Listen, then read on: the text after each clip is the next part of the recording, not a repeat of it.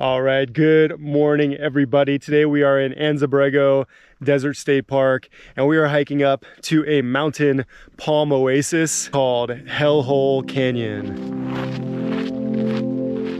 Hellhole Canyon is one of several natural oases in Anza Borrego Desert State Park and is the ancestral home of the Kumeyaay Indian tribe, who resided here for thousands of years. It is also a crucial water source for the peninsular bighorn sheep and was used by ranchers in the 1900s. According to local lore, rancher Wid Helm described the canyon as one hell of a hole to get cattle out of, and the name stuck.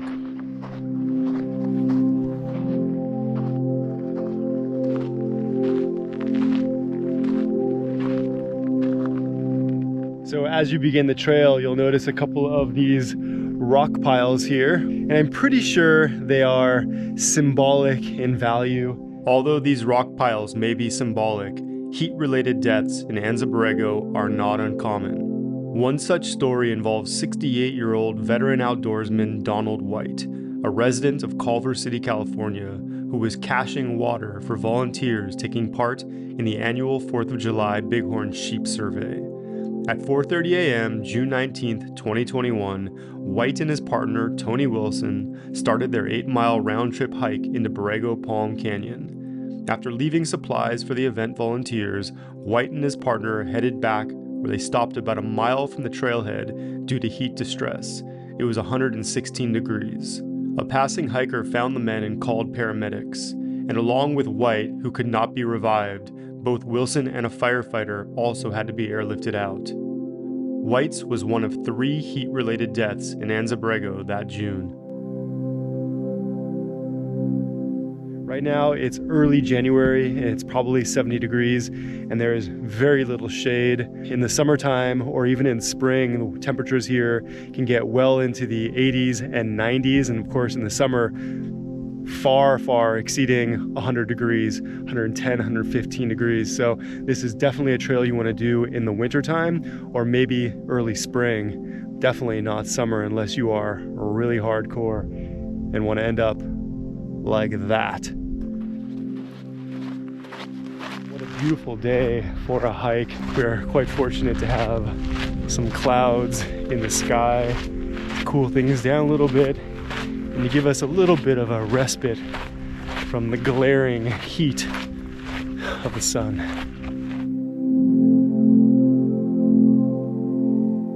So the palms that we're going to see today are native California palms. You'll often see these palms in Southern California, but they're always shaved down. These ones, however, unless they've been scorched by fire, are going to have a nice furry ring of fronds surrounding the trunk. In 2020, a fire set by a juvenile scorched 55 to 60 trees in Borrego Palm Canyon. 5 years later, the area is still closed for environmental recovery. Park scientists say that such fires can be beneficial in clearing out excess brush and providing more sunlight and water for new trees to sprout. You can see the grove in this imagery from Google Earth in 2017, the decimation after the fire in 2020, and how quickly it began to recover by 2022. This area, the reason why the palms are able to survive is because they live in the crux of the canyon. Water flows down the canyon and there are cracks in the fault. Because of those cracks, the water pools in that canyon.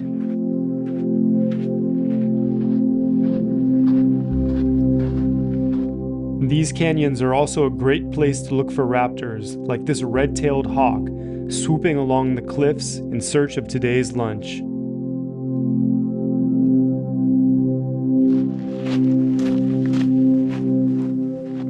It's amazing what wonders water and cooler temperatures will do. Behind me here, we have a sycamore tree, which is very much associated with wetter climes, but yet it can survive out here because there's water in the ground, and as you can see, we're in the shade. Probably get shade for a large portion of the day. Also means there's a lot more animals. As you can see up there, there's a bird nest right there. You can see here is another nest. This nest is built sideways, it looks like. Our first palms here in Hellhole Canyon. They're looking quite healthy. And you'll notice these trees look like they've been cleaned up a little bit, but that's not because of any gardeners, that's because of the natural gardener that we call fire. And so occasionally a fire will rip through these canyons like they have done in the Borrego Palm Canyon, and they will clean out the bottoms of the fronds and just leave just the tips of the palm tree.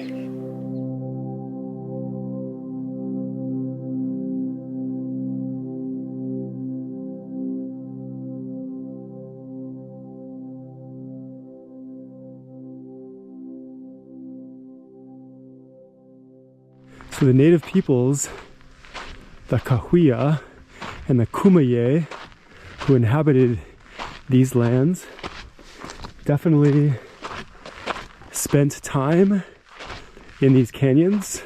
I wonder if today we're going to see signs of their former habitation, probably most likely in the form of rock morteros, grinding pits that we see very often in the California desert.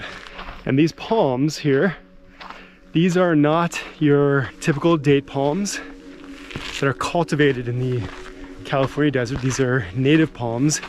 They do not grow dates as you and I might know them, though they do grow fruits. And of course the birds absolutely love the fruits. And my guess is they were also used by the indigenous peoples of this area. So how funny, as I was narrating about the native peoples, I walked right by something. Check this out, right on the trail.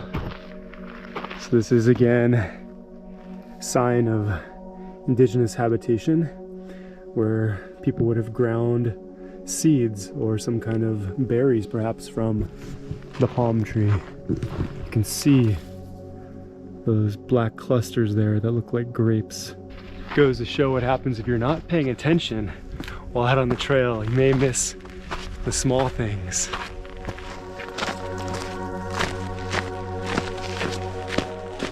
Alright guys, so today we're gonna do something a little bit fun. We're gonna practice grinding some of these palm kernels that we found. These are pretty hard and dry, but we're gonna use this little stone here and then this hand mono. Let's try it out. Put our kernels down. We're gonna take our mono here and go ahead and just smash them. The shells came off, but the inside is so hard that you'd have to really work this to get it open. You need more of a concave, type of mortero. One thing that I do know is that the coyotes do love these.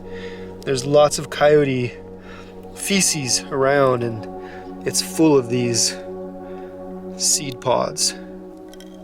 So we're at the part of the trail that requires a little bit of maneuvering around the rocks. They say you want to keep 3 points of contact at all times.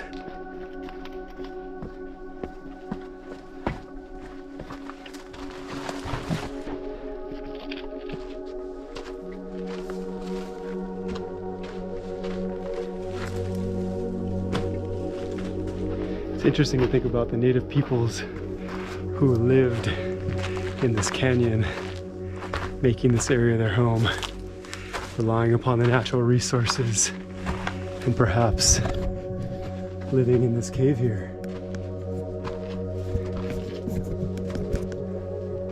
They came from way down in the base of that canyon there. And behind us, just keeps going all the way up to Culp Valley, or that area, that vicinity thereabouts. All right guys, well, we have reached the end of our trail here. We just had lunch and now we are headed down back to the trailhead. It's been a beautiful afternoon, and what a wonderful way to spend a winter day here in Anza Borrego Desert State Park. So thanks for joining us. We'll see you next time.